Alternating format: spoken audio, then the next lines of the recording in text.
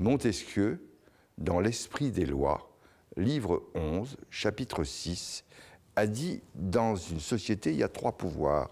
Il y a le pouvoir de faire la loi, il y a le pouvoir d'exécuter la loi, et il y a le pouvoir de juger les manquements à la loi. Comme tout homme, dit Montesquieu, qui a du pouvoir est porté à en abuser, il faut séparer le pouvoir de faire la loi, le pouvoir d'exécuter la loi et le pouvoir de juger les manquements à la loi. Le pouvoir de faire la loi, ce sont les députés. Le pouvoir d'exécuter la loi, c'est le gouvernement. Et le pouvoir de juger les manquements à la loi, ce sont les juges.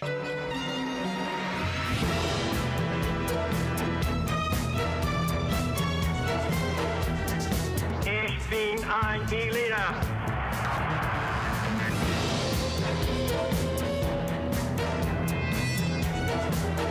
It is complete independence that we want. I have a dream.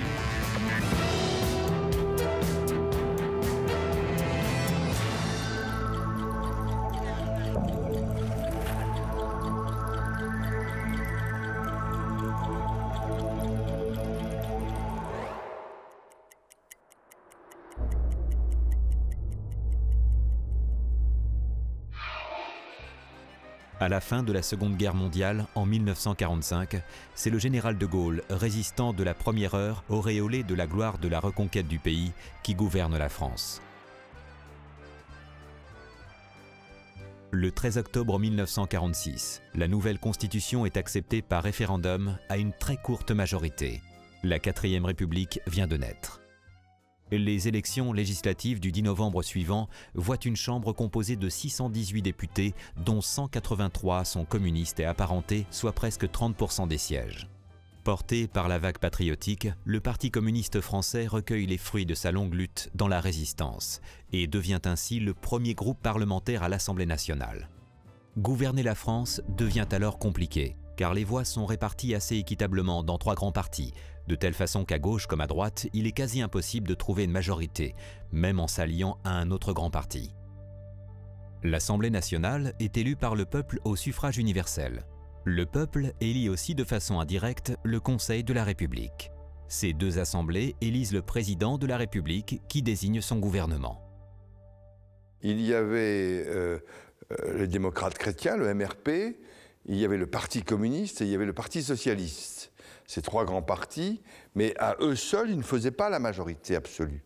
Et donc il fallait des petites partis qui fassent la pointe pour qu'il y ait un gouvernement. C'est d'ailleurs la raison de l'instabilité gouvernementale sous la 4e République, qui était ce multipartisme et cette impossibilité d'appuyer un gouvernement sur une majorité cohérente. Mais pour bien comprendre ce qui s'est passé, revivons étape par étape tous ces événements.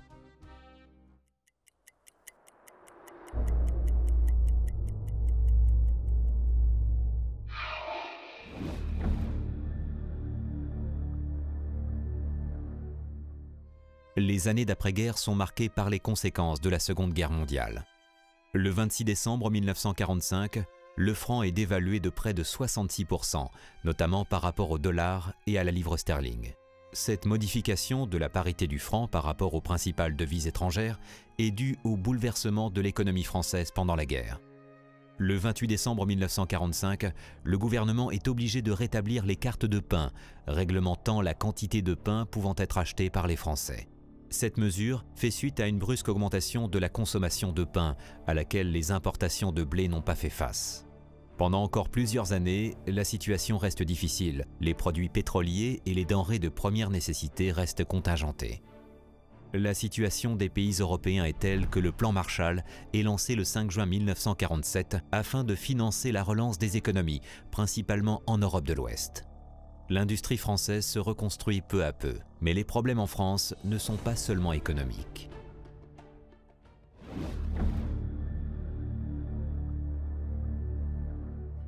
Dès la fin de la Seconde Guerre mondiale, partout dans le monde, la décolonisation s'accélère.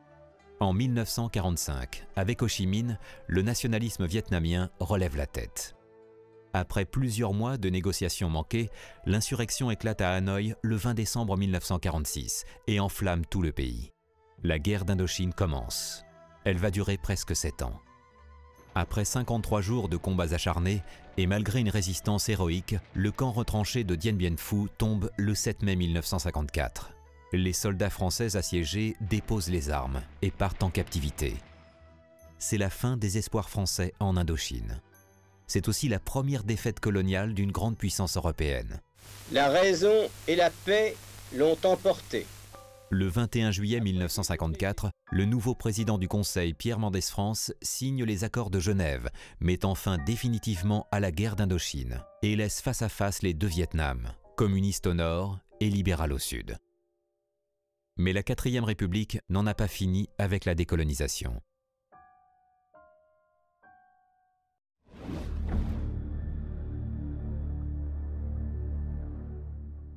À peine la guerre d'Indochine est-elle terminée que l'Algérie s'embrase. L'Algérie, c'est quoi? L'Algérie, d'abord, c'est un territoire qui est colonisé par la France en 1830. On n'est pas dans une colonie, on est dans un département. Les événements éclatent sous la 4e République. Et je rappelle d'ailleurs que le ministre de l'Intérieur qui envoie l'ancêtre des gardes républicaines, donc l'ancêtre des CRS, sur place pour rétablir l'ordre, c'est François Mitterrand. Le 1er novembre 1954, porté par le précédent des tractations sur les indépendances marocaines et tunisiennes, et dans l'euphorie de la défaite française de Dien Bien Phu, des attentats terroristes revendiquant l'indépendance sont organisés dans toute l'Algérie et font de nombreux dégâts ainsi que plusieurs morts et blessés. La Toussaint sanglante marque le début de la guerre d'Algérie. Ça se passe très mal. Je vous dirais que au Maroc, ça ne s'est pas passé très bien au début. Mohamed V a été exilé à Madagascar. On a mis un fantoche à sa place. Bon. Et la guerre d'Algérie a éclaté à ce moment-là. Bon. Et ensuite, on a assoupli la politique à l'égard du Maroc devant la catastrophe algérienne. On pouvait pas se mener une bataille sur tous les fronts. L'année 1955 voit la situation se détériorer peu à peu et le 12 avril 1956, le gouvernement de Guy Mollet est obligé de faire appel au contingent. La classe 1953 est rappelée et acheminée vers les ports du sud de la France. Durant les premières années du conflit, le FLN ne va pas cesser de se renforcer. Utilisant à la fois la ferveur nationaliste et la terreur ou la menace, les dirigeants du FLN enrôlent de plus en plus d'hommes.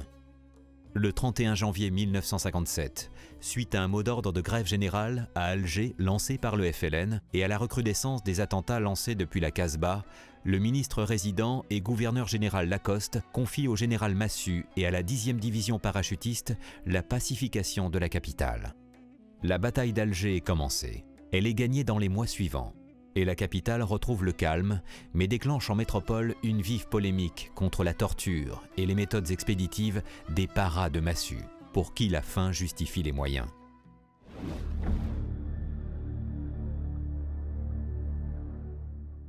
Le 9 mai 1958, devant l'ampleur grandissante des troubles dans le pays, le général Raoul Salan, commandant en chef des forces françaises en Algérie, envoie un télégramme au président René Coty, exprimant sa totale opposition à tout abandon de l'Algérie française. Le 13 mai, il y a une énorme manifestation des Français d'Algérie à Alger, sur la grande place du Forum. Et ces Français, tout simplement, ont une revendication alors très simple, c'est qu'ils ne veulent pas du nouveau Premier ministre, du nouveau président du Conseil que la France veut mettre à la tête du gouvernement, qui s'appelle Pierre Pflimlin. Il a également un drôle de nom. Et ce Pierre Pflimlin, il a la particularité de s'être prononcé en faveur d'une solution négociée pour l'Algérie. Il n'a pas prononcé le mot d'indépendance.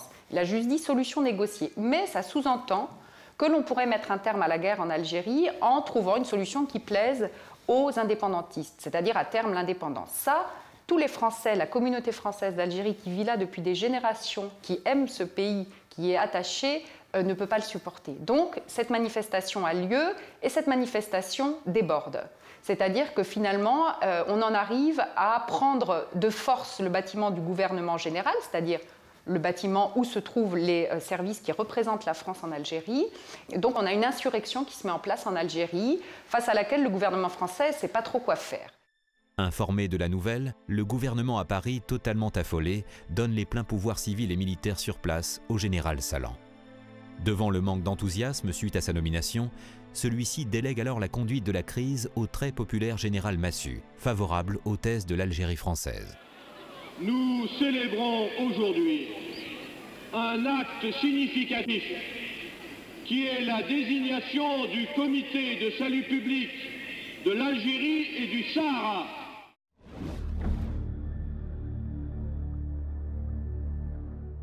Paris continue à ne pas prendre de décision, s'empêtrant dans un va-et-vient parlementaire inutile et ne parvenant pas à résoudre la crise. Le commandant en chef de l'Algérie, qui s'appelle le général Salan, appelle le général de Gaulle au pouvoir. Il dit notre seule solution, c'est le général de Gaulle.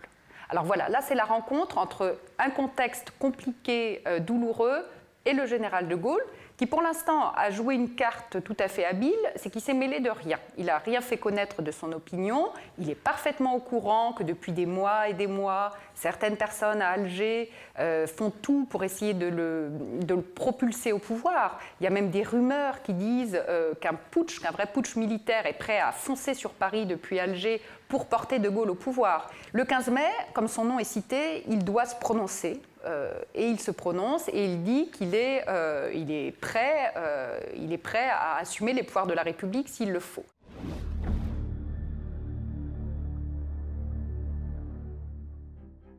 Le 19 mai 1958, lors d'une conférence de presse, il est interrogé sur cette situation sans précédent et sur sa capacité à ne pas déraper vers un pouvoir personnel. Sa réponse fuse immédiatement. « Pourquoi voulez-vous qu'à 67 ans, je commence une carrière de dictateur ?» Le 25 mai 1958, c'est la Corse qui à son tour échappe au contrôle du gouvernement, coupe toute communication avec Paris et augmente encore le sentiment d'insécurité et d'inquiétude de la population de métropole. En Algérie, la situation évolue encore dangereusement. De jeunes officiers pressent le général Salan de déclencher le plan Résurrection, prévoyant une intervention armée en métropole, autrement dit un coup d'État militaire.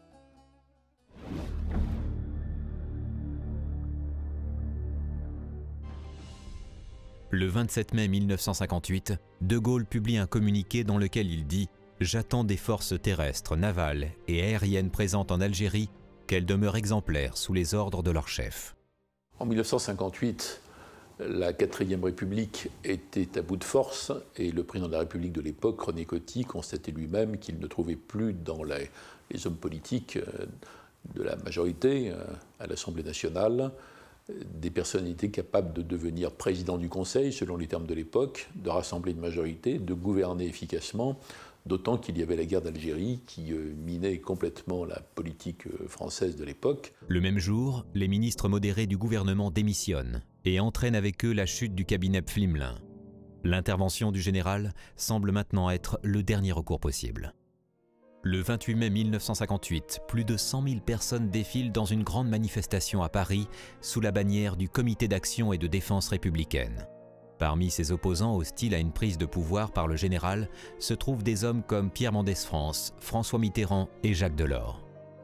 Devant cette crise majeure, la vacance du pouvoir et le risque de voir le pays s'enfoncer dans le chaos et la guerre civile, le président René Coty se décide après réflexion à faire appel officiellement au général de Gaulle.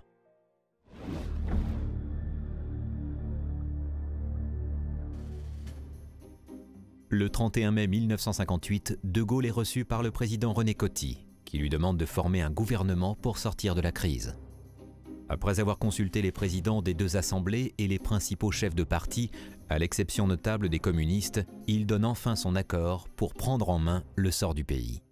Et le 1er juin, De Gaulle est élu, il est investi président du Conseil par l'Assemblée nationale. Alors ce qui est amusant, c'est qu'il est le dernier président du Conseil d'une république qu'il détestait, la 4e République, qu'il trouvait absolument incapable de gouverner. Il en est le dernier président du Conseil et c'est lui qui va tourner la page vers la 5e République.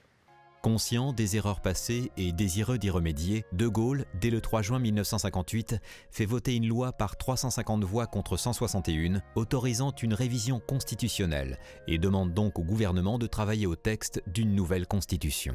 On a décrié un peu trop la 4e République parce qu'on ne sait pas, on regarde trop l'instabilité institutionnelle et les chutes permanentes de gouvernement et on oublie qu'elle a produit de très grandes choses. Premier élément, la reconstruction du pays c'est-à-dire le retour au niveau de production de juste avant la guerre, se fait en 3 ans et non pas en 6 comme de 1919 à 1925. Donc c'est plus rapide et c'est mieux fait. Deuxièmement, la 4e République assure en fait le début d'une décolonisation à peu près complète et sans drame, à la seule exception de la guerre d'Algérie. Elle a eu du mal avec l'Indochine, partout ailleurs.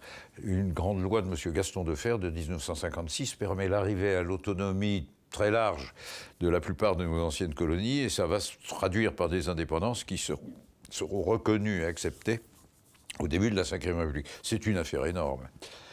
De la même façon, c'est aussi la 4e République qui lance l'affaire européenne. Le traité de CECA, Communauté européenne des charbons et de l'acier, et celui du marché commun sont rédigés, sont négociés et signés par la 4e République.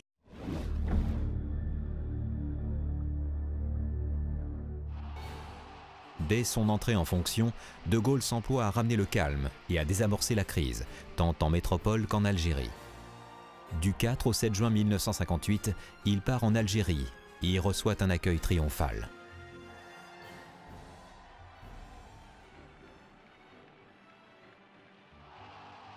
Il est 19h, le 4 juin 1958. De Gaulle apparaît au balcon tendu de tricolore du siège du gouvernement général à Alger. Il prononce alors un discours célèbre qui prend le nom de discours d'Alger. On remarquera d'ailleurs pour l'histoire que jamais, à aucun moment dans ce discours qu'il prononce, au palais, sur cette grande place à Alger, jamais il ne dira que l'Algérie doit rester un département français. Il joue bien évidemment sur une ambiguïté, il ne leur promet rien dans ce discours. Il dit simplement « je vous ai compris ». Et on dit, l'histoire raconte que il est avec son gendre à l'époque à Alger, donc, qui est à l'époque colonel, le colonel de Boissieu. Il dira d'ailleurs à son gendre « je ne leur ai rien promis ». Bras tendus en V, De Gaulle recueille les acclamations de la foule enthousiaste. Son discours éclipse totalement les hommes du 13 mai, Raoul Salan, Jacques Massu, Jacques Soustel et Léon Delbecq. Devant la grogne des chefs, il prononce un nouveau discours à Mostaganem. Cette fois, le mot est lâché. Vive l'Algérie française. Ce sera cependant la seule fois que ces mots seront prononcés par De Gaulle et avec une certaine réticence. De Gaulle, que je ne connais pas, dit Mao, est certainement un patriote français, et peut-être même un nationaliste. Il a un héritage, l'Algérie. Il tient à le conserver. Mais attention, il a une ambition plus grande. Il veut que la France quitte le protectorat américain, que la France rejoue un très grand rôle dans le monde. Et la France ne pourra pas jouer ce rôle tant qu'il y aura la guerre d'Algérie. Pour terminer cette guerre, des négociations sont débutées en mai 1961 par les représentants du gouvernement français et du gouvernement provisoire de la République algérienne. Elles aboutissent le 18 mars 1962 par la signature des accords d'Évian, suivis dès le lendemain par l'entrée en vigueur d'un cessez-le-feu. Cette problématique algérienne, De Gaulle la résoudra, si je puis dire, par un moyen qui est peut-être contestable, mais qui reste le moyen le plus légitime, qui reste le référendum. Dont la question simplifiée est « Acceptez-vous, comme le prévoient les accords d'Évian, que les habitants de l'Algérie se prononcent sur leur indépendance ?» 90% des votants répondent « oui ». Le 1er juillet a donc lieu en Algérie un référendum d'autodétermination dont la question simplifiée est « Voulez-vous que l'Algérie devienne un État indépendant coopérant avec la France ?» 99% des votants ont répondu « oui ».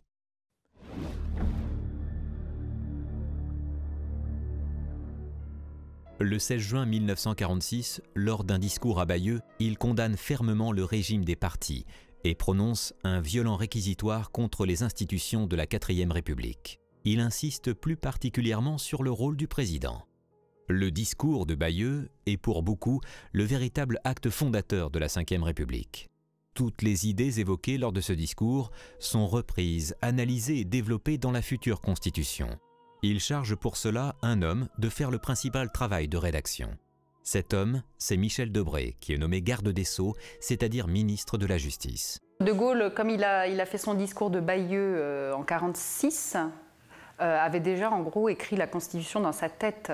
Donc il avait des idées très précises. En revanche, il a trouvé en Debré quelqu'un qui a porté et partagé sa pensée. Donc il y a eu une vraie complicité entre les deux hommes, parce que Debré a été vraiment le fer de lance dans cette rédaction de la Constitution. Il voyait le général de Gaulle tous les jours, ils discutaient ensemble des différents textes. Mais dans la Constitution de la Ve République, quand on la lit, il y a deux parties. Il y a une partie qui concerne le président de la République, et là, on le voit bien, c'est l'inspiration de De Gaulle.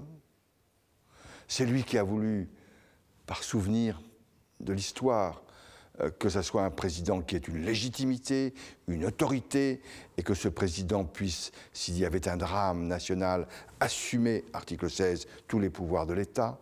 C'est lui qui a voulu qu'on permette au président de la République de soumettre au référendum cette cohabitation entre la démocratie directe et la démocratie représentative. Ça, c'est l'inspiration de De Gaulle, même si mon père l'a mis en forme. Et puis tout ce qui concerne les rapports entre le gouvernement et le Parlement, c'est l'inspiration de mon père, qui était un parlementaire très attaché au régime parlementaire traditionnel et au régime parlementaire britannique en particulier. Et donc tout ce qu'on a appelé le parlementarisme rationalisé, c'est lui.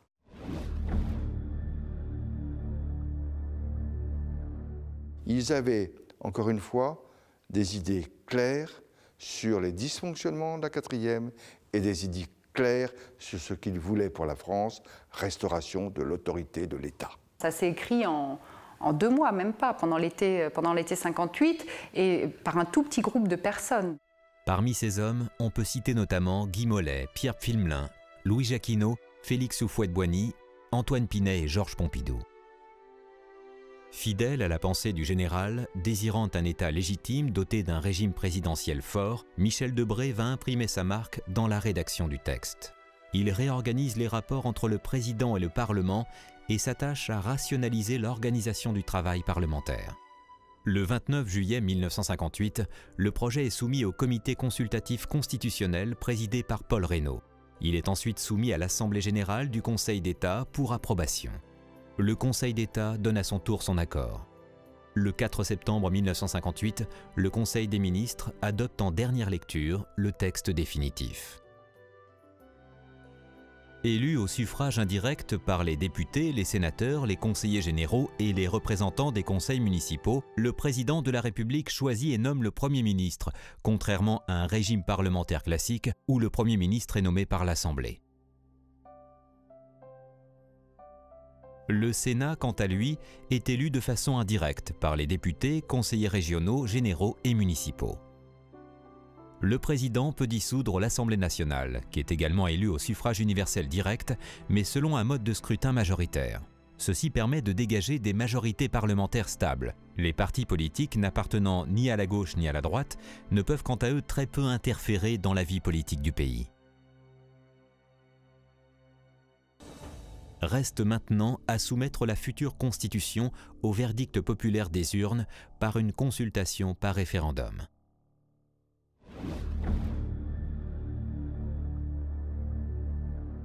Un référendum, c'est simplement, on pose une question à la population, on leur demande de s'exprimer sur une question, répondre oui ou non en général, et au vu de ça, l'exécutif se plie à la décision de la majorité. La précédente Constitution n'avait été approuvée que par une courte majorité de 53% au référendum du 13 octobre 1946, conférant ainsi une légitimité relative et contestée à la 4e République. Selon le mot célèbre de De Gaulle, un tiers des Français l'ont ignoré, un tiers l'ont repoussé et un tiers s'y sont finalement résignés. En revanche, le 28 septembre 1958, les Français consultés par référendum sur le texte de la future Constitution se prononcent massivement et favorablement à presque 80% pour l'adoption du texte définitif. De plus, la participation record est fortement en hausse par rapport au scrutin précédent et frôle les 85%. En Algérie, il y a eu 83% de votants et 97% des suffrages ont été des oui à la Constitution. L'espoir que De Gaulle trouvera une solution favorable au conflit algérien n'est certainement pas étranger à un tel score. Seul le Parti communiste, les dissidents socialistes de la SFIO et quelques personnalités de gauche comme François Mitterrand ont appelé à voter non à cette constitution.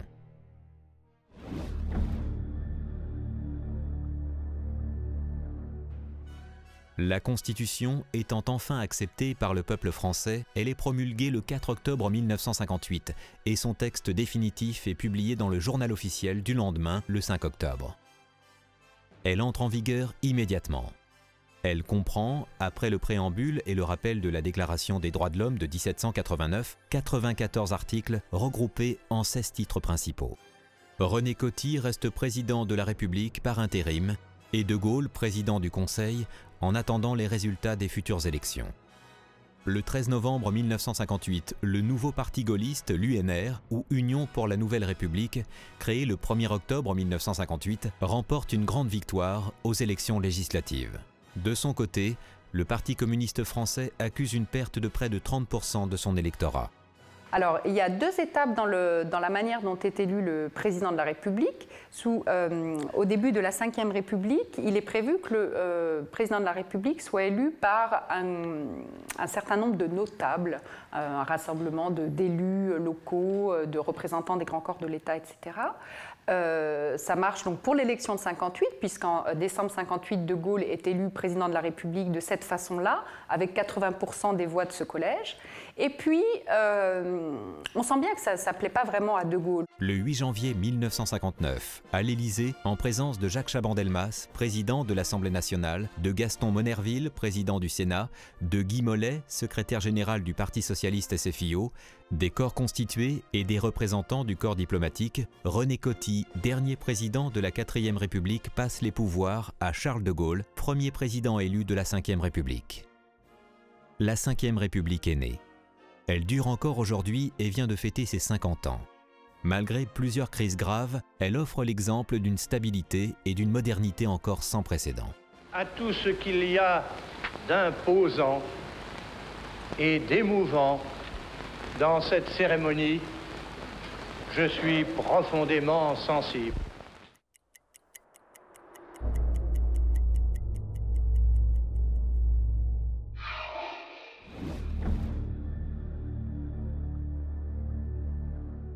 Né à Lille le 22 novembre 1890 au sein d'une famille catholique traditionnaliste, il entre en 1908 après ses études secondaires à l'école militaire de Saint-Cyr. Il en sortira 4 ans plus tard, 13e de sa promotion. Mobilisé comme capitaine pendant la Première Guerre mondiale, il est blessé et fait prisonnier le 2 mars 1916 près de Douaumont. Pendant l'entre-deux-guerres, il poursuit sa carrière militaire et en mai 1940, il est colonel et commande la 4e division cuirassée. Le 5 juin 1940, il est nommé sous-secrétaire d'État à la guerre par Paul Reynaud. Comprenant que la campagne de France est perdue, il s'envole pour Londres afin de continuer la lutte contre l'occupant allemand. Après le discours de Pétain le 17 juin 1940 et la capitulation des armées françaises, il lance à la BBC son célèbre appel du 18 juin 1940 et crée les Forces françaises libres. En juin 1944, De Gaulle est reconnu officiellement comme chef du GPRF, le gouvernement provisoire de la République française. À la fin de la guerre, le général demeure un temps au pouvoir, mais il démissionne le 20 janvier 1946. Il faut bien s'imaginer qu'il a l'impression qu'on va le rappeler tout de suite. S'il quitte le pouvoir, c'est qu'il espère que tout d'un coup on va se rendre compte que son absence est insupportable et que sans lui on ne peut pas y arriver. Là, il s'est un petit peu trompé parce qu'il va falloir qu'il attende 12 ans. Il prononce ensuite, le 16 juin 1946, son célèbre discours de Bayeux, où il critique violemment les institutions de la 4e République. En 1947, il crée le RPF, puis reste éloigné de la vie politique. Il traversa ensuite une période qu'il a appelée sa traversée du désert, de 1953 à 1958. Les troubles en Algérie et plus particulièrement la crise d'Alger en mai 1958 le ramènent au pouvoir. Et puis, en août 62, il est victime d'un très grave attentat à cause de la guerre d'Algérie, puisque les Français d'Algérie lui en veulent terriblement d'avoir trahi leurs idéaux, d'avoir donné l'indépendance à l'Algérie. Ils ont fondé ce qu'on appelle l'OAS, l'Organisation de l'Armée secrète, dont un des buts principaux est de tuer De Gaulle. Et en août 62, donc, il échappe de très très peu à un attentat au Petit Clamart. La voiture est criblée de balles. On ne sait absolument pas comment il s'en est sorti. Et il prend cet événement comme un déclencheur. Il dit, écoutez, j'ai failli mourir, on aurait pu avoir un successeur, or, moi, De Gaulle, je pouvais être élu par un collège de notables, puisque j'avais une légitimité historique qui suffisait à assurer ma prestance et mon importance et ma légitimité. Mais mon successeur, il n'aura pas ce passé-là. Donc il faut qu'il ait une autre source de légitimité. Et la seule source de légitimité qui vaille, c'est d'être élu par tout le monde, par tous les Français. Et donc, il impose en 62, dès septembre, un mois après, l'idée de l'élection du président de la République au suffrage universel. Lors des élections présidentielles du 19 décembre 1965, les premières au suffrage universel direct, De Gaulle est réélu au deuxième tour avec 55% des voix contre 45% à son adversaire, François Mitterrand. Ébranlé par les émeutes de mai 68, le général donne le sentiment d'être déconnecté des aspirations de la jeunesse française. C'est un moment en effet très difficile pour De Gaulle, où je pense qu'il a commencé à douter des choses, peut-être pour la première fois, parce qu'en effet, il n'a pas maîtrisé, du moins au départ, ce qui se passait. Il voit cette agitation étudiante naître, et pour lui, c'est vraiment un chahut. D'ailleurs, il dit à ses ministres, bon, maintenant ça suffit, la récréation est terminée. En 1969, après l'échec du référendum sur la régionalisation et sur la réforme du Sénat, il considère ne plus avoir l'assentiment des Français. Il démissionne et se retire de la vie politique. Il décède le 9 novembre 1970.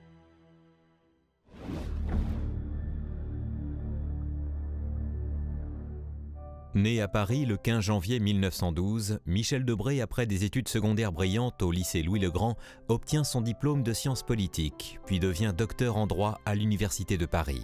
Il intègre ensuite l'école de cavalerie de Saumur. À 22 ans, il est reçu au concours du Conseil d'État. Mobilisé en 1939 comme officier de cavalerie, il est fait prisonnier par les Allemands en juin 1940, mais parvient à s'évader en septembre. Il rentre alors au Conseil d'État et jusqu'au début de 1943 prêtera serment au maréchal Pétain et servira le gouvernement de Vichy. Mais en février, après l'invasion de la zone libre, il entre dans la résistance. De Gaulle le charge en 1945 d'une mission de réforme de la fonction publique, dans le cadre de laquelle il crée l'École nationale d'administration, la célèbre ENA. En 1957, il appelle violemment à la défense de l'Algérie française et demande le retour au pouvoir du général de Gaulle. En 1958, il devient garde des Sceaux et est chargé de diriger la rédaction de la nouvelle Constitution. De 1959 à 1962, il est nommé Premier ministre et malgré sa volonté de conserver l'Algérie à la France, fait rédiger et signe au nom de son gouvernement les accords d'Évian le 14 avril 1962, mettant fin à la guerre et consacrant l'indépendance de l'Algérie. En mars 1963, il se fait élire député de la Réunion et devient successivement de 1966 à 1973 ministre de l'économie et des finances, ministre des Affaires étrangères, puis ministre de la Défense nationale. Il décède le 2 août 1996 à Montlouis-sur-Loire.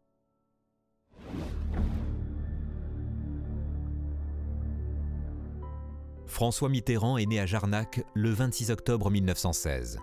Il fait d'abord des études secondaires à Angoulême, puis s'installe à Paris pour étudier le droit et les lettres.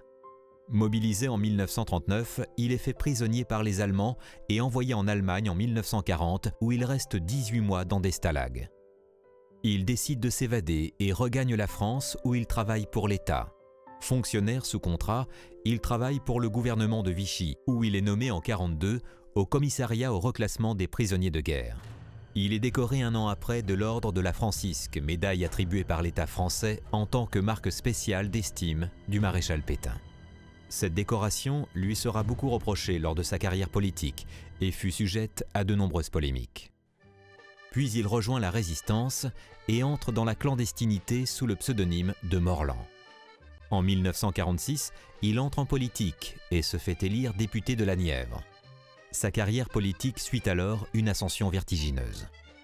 Il assume ensuite plusieurs responsabilités ministérielles tout au long de la 4e République sous plusieurs gouvernements successifs. En 1958, il s'oppose violemment à la prise de pouvoir par De Gaulle.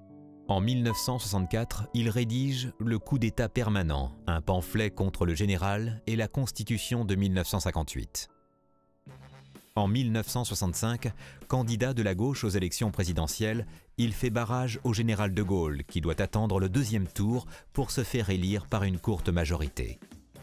Au cours du 58e congrès de la SFIO à Épinay en juin 1971, François Mitterrand prend le contrôle du Parti socialiste et fédère ce qui sera appelé l'Union de la gauche.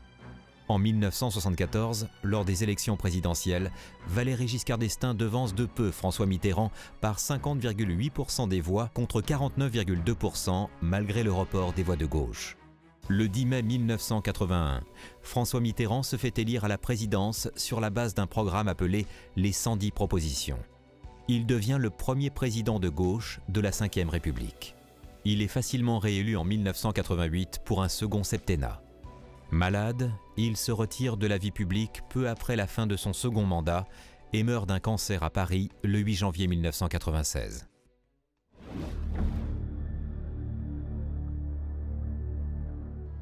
Pierre Mendès France est né le 11 janvier 1908 à Paris. Élève brillant, il est bachelier à 15 ans et devient en 1928, après des études de droit et de sciences politiques, le plus jeune avocat de France. Il a tout juste 21 ans.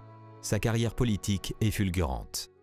En 1936, il sera le seul député socialiste à voter contre la participation de la France au JO de Berlin organisé par les nazis.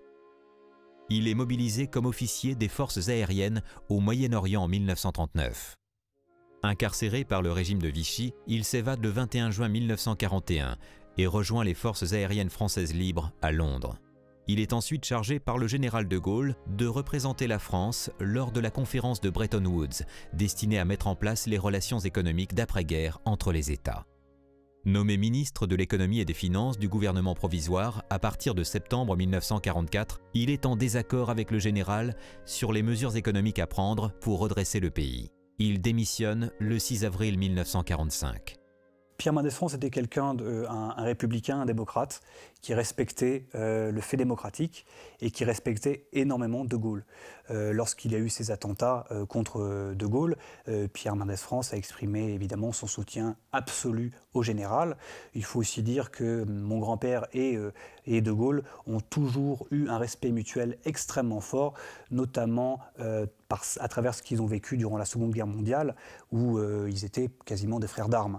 Ils en ont gardé un très très grand respect. Ce qui fait que même si mon grand-père a été très contre De Gaulle après-guerre et très contre la Ve République, il a toujours respecté l'homme de 1940, le grand De Gaulle, le personnage qui a forgé l'histoire de la France.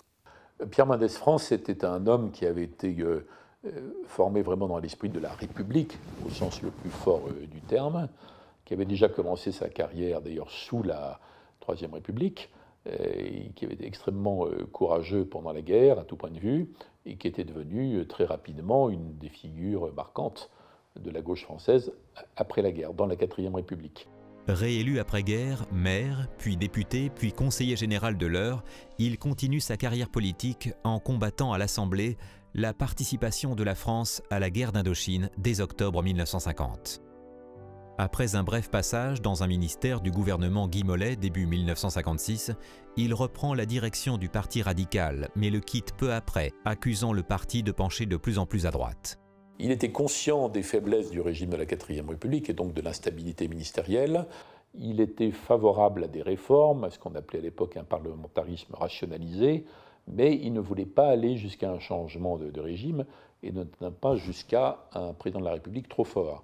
Parce que très imbibé, très pénétré de culture historique française, il était très sensible au risque du pouvoir personnel, au risque du bonapartisme, alors que d'autres, comme François Mitterrand, considéraient que c'était des craintes qui étaient peut-être un peu anachroniques.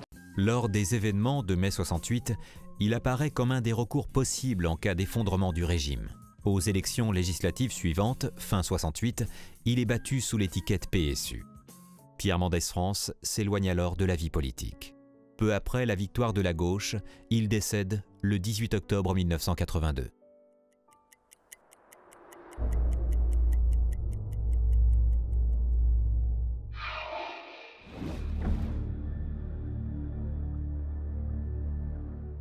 L'article 16 permet au président de se saisir à titre exceptionnel de tous les pouvoirs en cas de crise grave, mettant en péril la souveraineté du pays ou le bon fonctionnement de ses institutions. La nécessité d'un tel article pour De Gaulle ne pouvait pas être remise en cause. Le président doit, en cas de crise majeure, être le recours ultime du pays sans avoir à rendre de compte. Cet article, ne définissant pas précisément ce qu'est une crise grave, pourrait être considéré comme une porte ouverte aux excès d'un exécutif fort.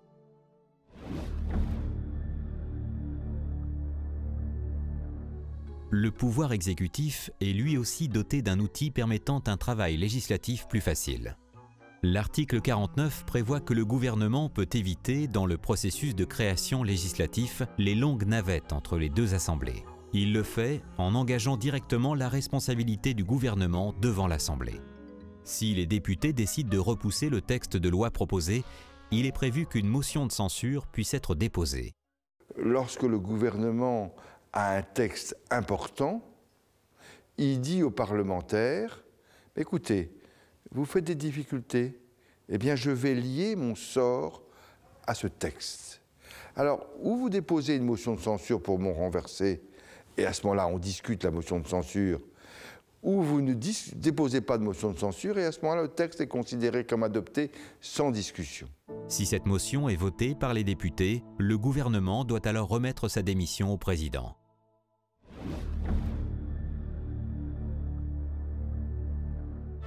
Dans l'article 11, le président de la République peut soumettre à un référendum populaire toute question concernant le fonctionnement des pouvoirs publics qui lui paraît nécessiter l'approbation de la population. N'oublions pas que toutes les réformes de la Ve République ont été massivement approuvées par le peuple français dans des référendums, parce que le peuple français venait de vivre de 1945 à 1958 l'impuissance des autorités publiques.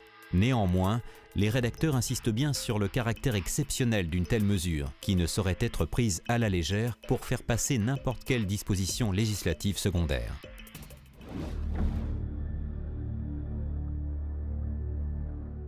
L'article 12 donne au président le droit de dissolution de l'Assemblée nationale, ce qui, en cas de crise grave, peut permettre de changer la donne à l'Assemblée.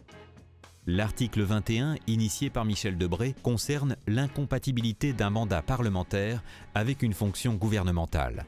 Cet article était important dans ce qu'on a appelé le parlementarisme rationalisé. Lorsque vous êtes député, vous ne pouvez pas être député, faire la loi et exécuter la loi.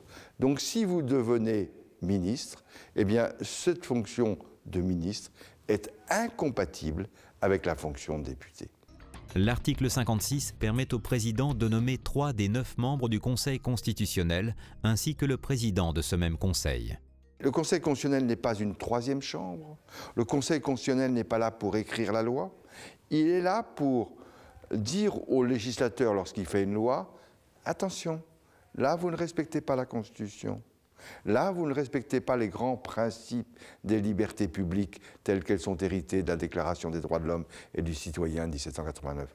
Autrement dit, en un mot, ici, au Conseil constitutionnel, nous avons une gomme, nous n'avons pas de crayon. Nous n'écrivons pas la loi à la place des députés et sénateurs, nous effaçons ce qui nous paraît, en notre âme et conscience, qui n'est pas conforme à la Constitution et aux principes des déclarations des droits de l'homme et du citoyen.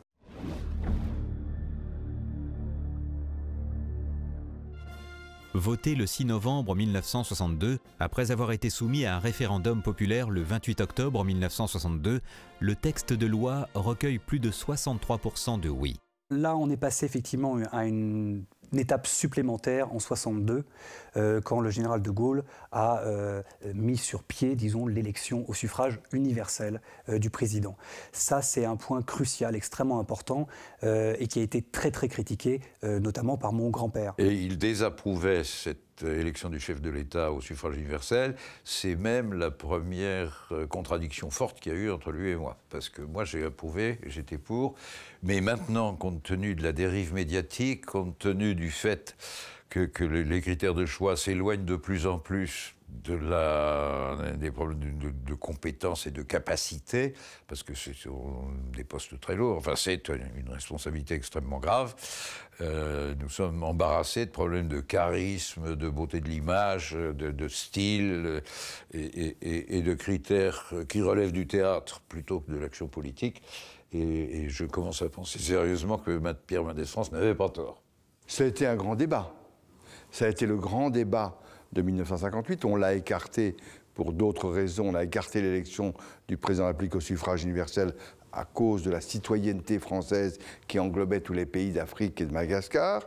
Et puis, tout ça a été écarté parce que l'élection du président par les parlementaires, on l'a bien vu sous la 4e, est le résultat de négociations, de compromis, de calculs qui fait qu'au final, l'homme n'a pas beaucoup de pouvoir. René Coty, élu après 13 tours de scrutin. Il ne faut pas oublier aussi que dans le passé, on a écarté Jules Ferry et Clémenceau car c'était des personnalités trop fortes. Et donc les parlementaires se mettaient d'accord sur une personnalité sans envergure.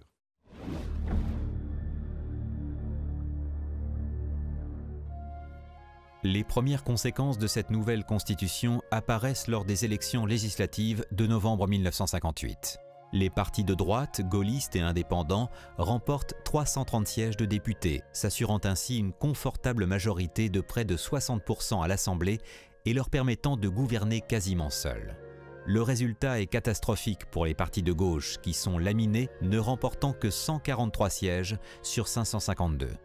L'extrême droite poujadiste disparaît de l'Assemblée nationale et les non-inscrits et députés d'Algérie remportent les 79 derniers sièges, renforçant encore la majorité gaulliste. La nouvelle Assemblée est donc l'outil parfait sur lequel Charles de Gaulle va s'appuyer pour gouverner sans obstacle majeur. Ces élections marquent aussi le début du déclin du Parti communiste français.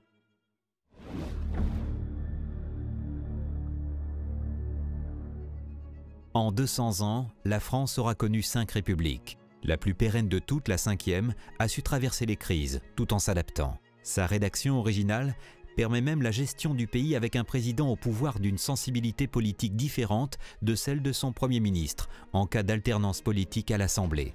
Ce qui fut le cas lors des cohabitations successives de 1986 à 1988, 1993 à 1995 et de 1997 à 2002.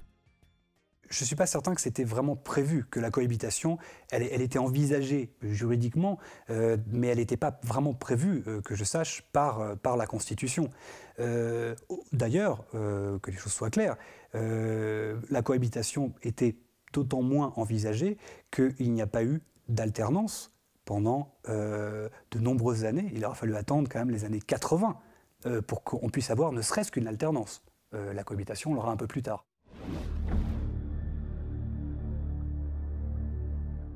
On a dit qu'elle ne durerait pas, cette nouvelle Constitution. Et elle a 50 ans. Pourquoi a-t-elle duré? Elle a duré parce que les constituants de 1958, pour rédiger notre nouvelle Constitution, avaient parfaitement analysé les causes des dysfonctionnements de la Troisième et de la Quatrième République, qu'ils avaient beaucoup réfléchi à ce que pouvaient être les dispositions permettant la restauration de l'autorité de l'État, et troisièmement, qu'ils avaient voulu que le gouvernement ait une capacité à agir dans la durée. Et c'est ça la force de la Constitution de la Ve République.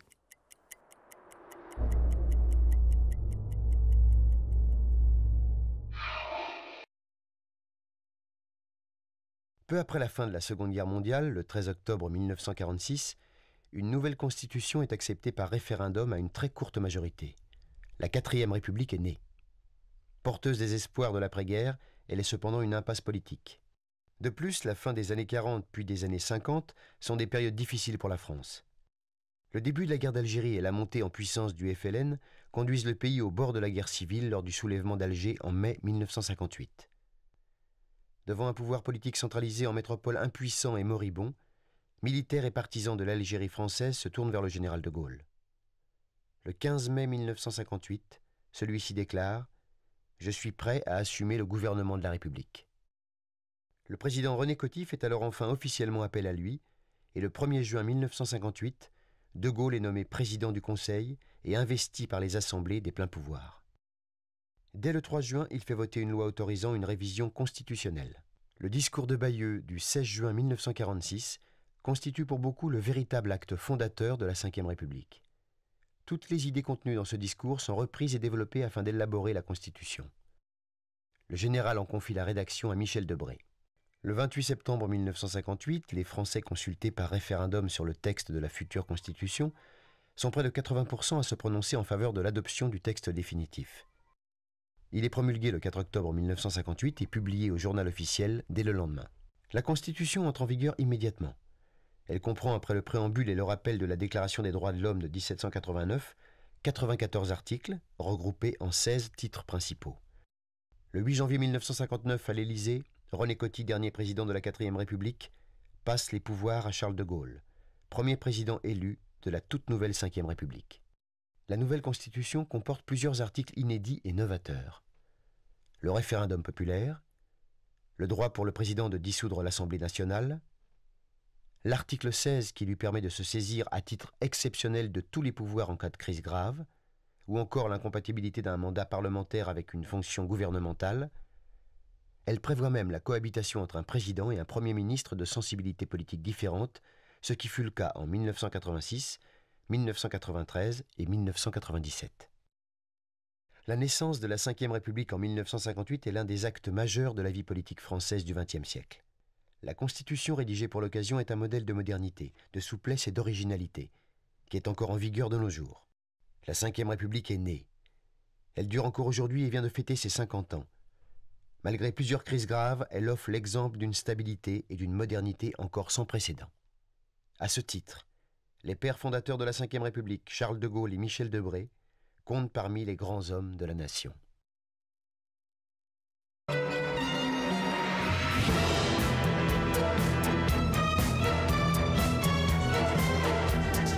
Ich bin ein Berliner.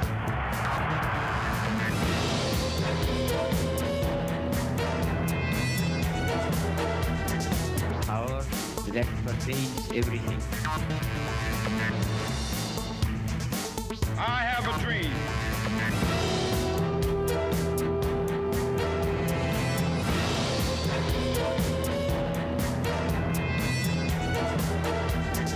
Power that pervades everything. I have a dream.